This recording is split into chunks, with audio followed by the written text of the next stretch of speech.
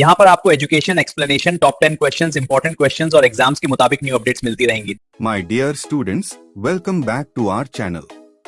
In this video, I will be explaining the BBA first semester subject principles and practices of management as prescribed by Osmania University and other universities of Telangana. We will go through the important questions and answers one by one. Let's begin with a quick revision. Unit 2 first important short question is: define scientific management. Scientific management is a management approach developed by F.W. Taylor to improve efficiency and productivity in work. It means managing work in a scientific and systematic way instead of using guesswork or traditional methods. According to Taylor, each job should be studied carefully to find the best and fastest method of doing it. He believed that management should plan the work, and workers should perform it as per the plan. This helps in saving time, reducing waste, and increasing output. Main idea: work smarter, not harder. Example: in an Indian factory, earlier workers lifted goods in their own way, which caused tiredness and slow work. Taylor studied the work scientifically and suggested the correct weight to lift, proper rest time, and best method. As a result, workers felt less tired and production increased. In short, scientific management uses planning, standard methods, training, and fair wages to benefit both workers and management. It makes work easy, organized, and efficient. Next important short question is: to define management by objectives, MBO. Management by objectives, MBO, is a management approach introduced by Peter F. Drucker. It means managing an organization by setting clear goals, objectives, and working together to achieve them. In MBO, managers and employees jointly decide the objectives, so everyone knows what is expected from them. Performance is measured based on results, not just hard work. This helps in better planning, motivation, and coordination. Main idea: decide the goal first, then work towards it. Example: in an Indian college, the principal and teachers decide that the pass percentage should increase to 90%. Each teacher is given specific targets like extra classes or revision sessions. At the end of the year, performance is checked based on results. In short, MBO focuses on goal setting, participation, regular review, and results. It makes employees responsible, motivated, and clear about their work, helping the organization grow in a planned way. Next important short question. 3. What is decision making?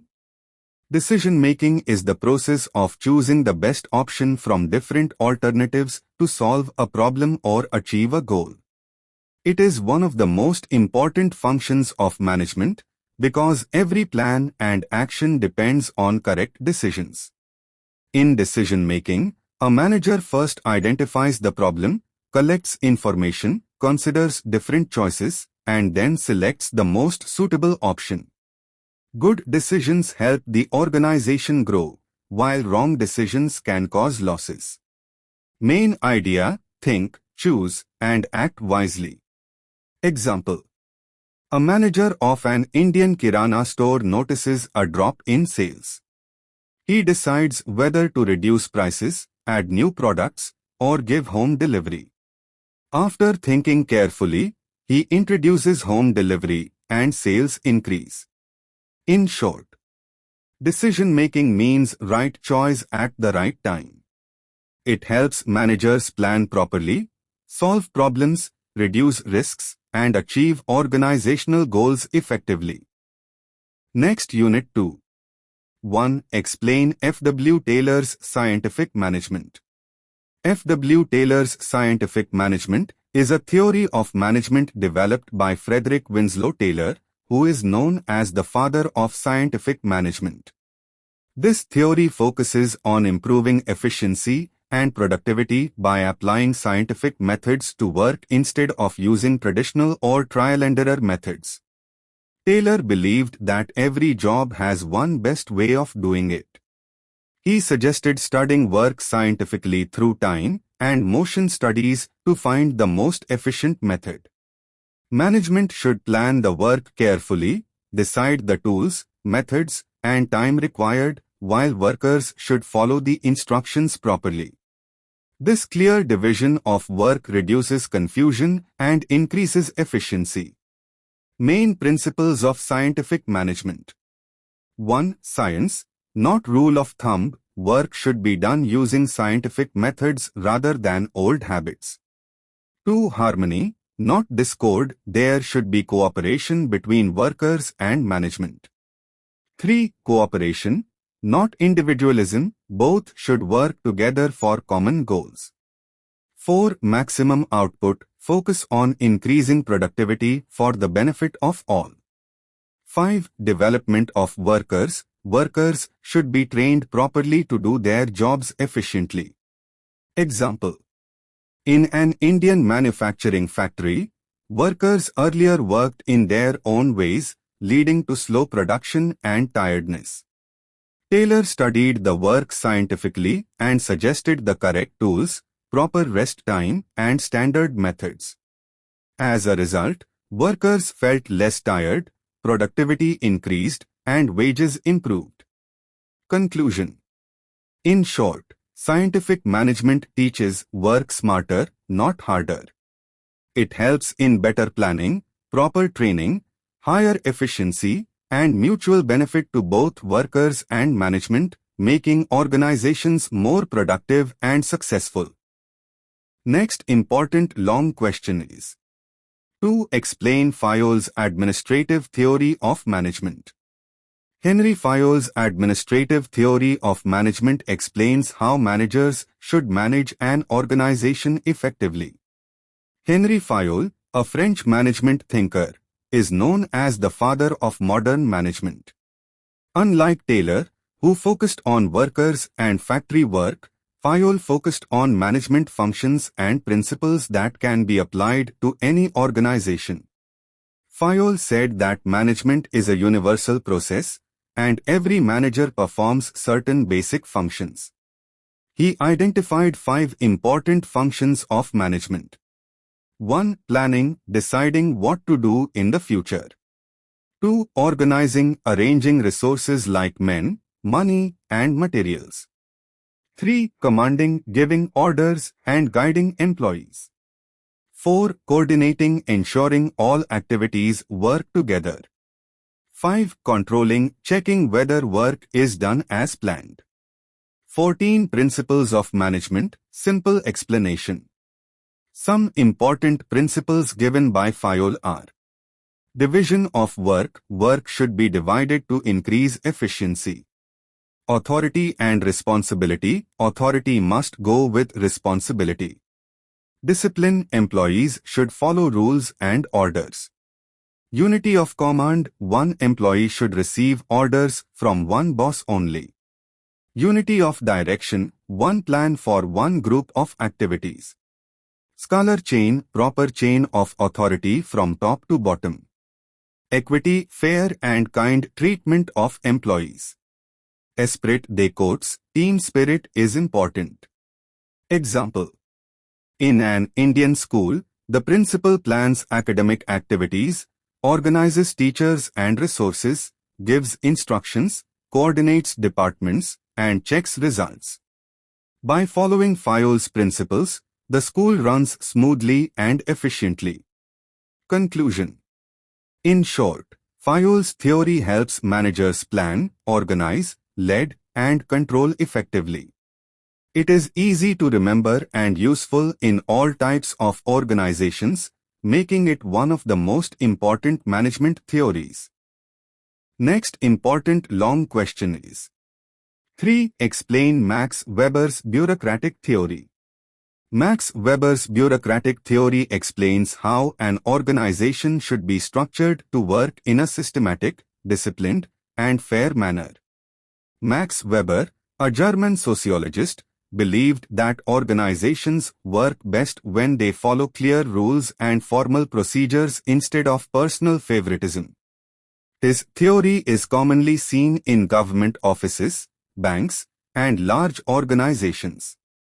Weber described bureaucracy as an ideal system where work is done based on logic, rules, and authority. Main features of bureaucratic theory. 1. Clear division of work. Each employee has fixed duties and responsibilities. 2. Hierarchy of authority, a proper chain of command from top to bottom. 3. Rules and regulations, written rules guide all activities. 4. Impersonality, decisions are made based on rules, not personal feelings. 5. Merit-based selection, employees are selected and promoted based on qualifications and performance. 6. Written records, all decisions and actions are properly documented. Example. An Indian government office works on fixed rules. Clerks, officers, and directors have specific duties. Files move step by step through proper channels, and decisions are taken according to written rules. This ensures fairness and accountability. Advantages. Ensures discipline and uniformity. Reduces favoritism and corruption. Suitable for large organizations. Limitations. Can be slow and rigid. Too many rules reduce creativity. Conclusion. In short, Max Weber's bureaucratic theory focuses on order, rules, and authority. It helps organizations work smoothly, fairly, and systematically, especially where accuracy and discipline are very important. Next important long question is: 4. Explain the human relations and behavioral approaches to management. Human relations and behavioral approaches to management focus on the idea that people are the most important part of an organization. These approaches believe that employees are not machines, they have feelings, needs, attitudes, and emotions. If workers are treated well, they will work better and give higher productivity. Human Relations Approach.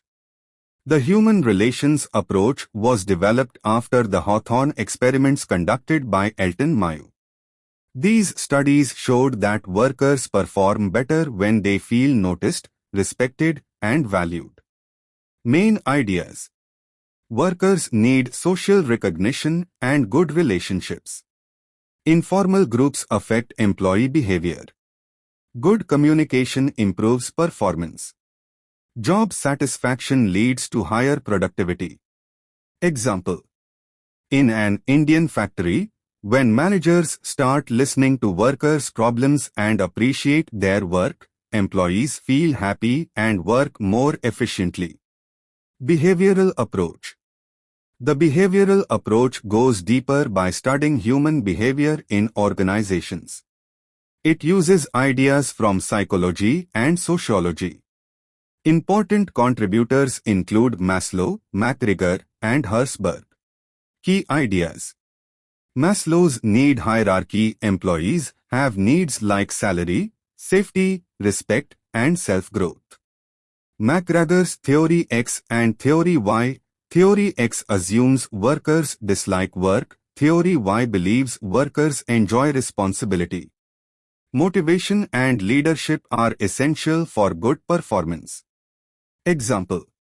In an Indian IT company, managers encourage teamwork, give growth opportunities, and trust employees. This increases motivation and job satisfaction. Conclusion. In short, human relations and behavioral approaches teach managers to understand people, not just work. By caring for employees' needs and behavior, organizations can achieve better productivity, harmony, and long-term success. Next important long question is: 5. Explain the systems and contingency approaches to management. Systems and contingency approaches to management explain that an organization does not work in isolation and that one single method of management is not suitable for all situations. These modern approaches help managers think in a flexible and practical way. Systems approach.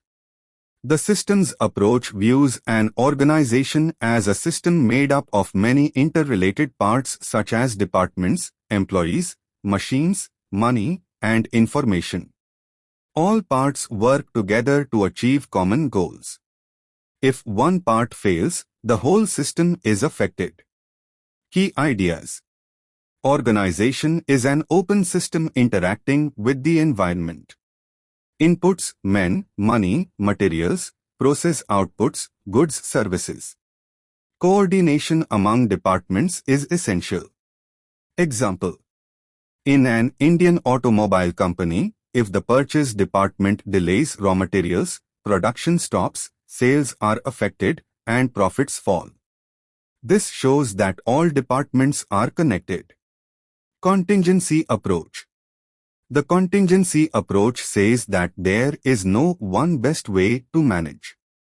The best method depends on the situation, contingency, such as type of organization, technology, employees, and environment. Key ideas. Management decisions depend on situations. Flexible and practical approach. Different problems need different solutions. Example. In an Indian company, during normal times a democratic leadership style may work well. But during an emergency, strict control and quick decisions are required. So, management style changes according to the situation. Comparison easy to remember.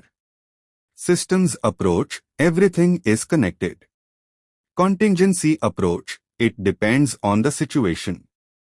Conclusion. In short, the systems approach teaches managers to see the organization as a whole, while the contingency approach teaches them to be flexible and adaptive.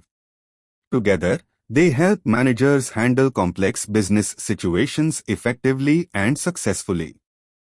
Next important long question is 6. Explain planning, importance, objectives, steps, and types. Planning is the first and most important function of management. It means deciding in advance what to do, how to do, when to do, and who will do it. Planning helps an organization move in the right direction and achieve its goals smoothly. Importance of planning. Gives direction to all activities. Reduces uncertainty about the future. Helps in better use of resources. Avoids wastage of time and money. Improves coordination and control. Easy line to remember, good planning means less confusion. Objectives of planning. To achieve organizational goals. To ensure systematic and orderly work. To reduce risks and future problems. To improve efficiency and performance. To help in decision-making. Steps in planning. 1. Setting objectives, decide what is to be achieved. 2. Developing premises, understand future conditions.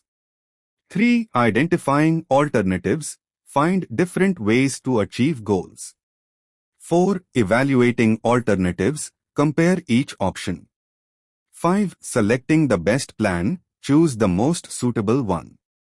6. Implementing the plan, put the plan into action. 7. Follow up, check progress and make changes if needed.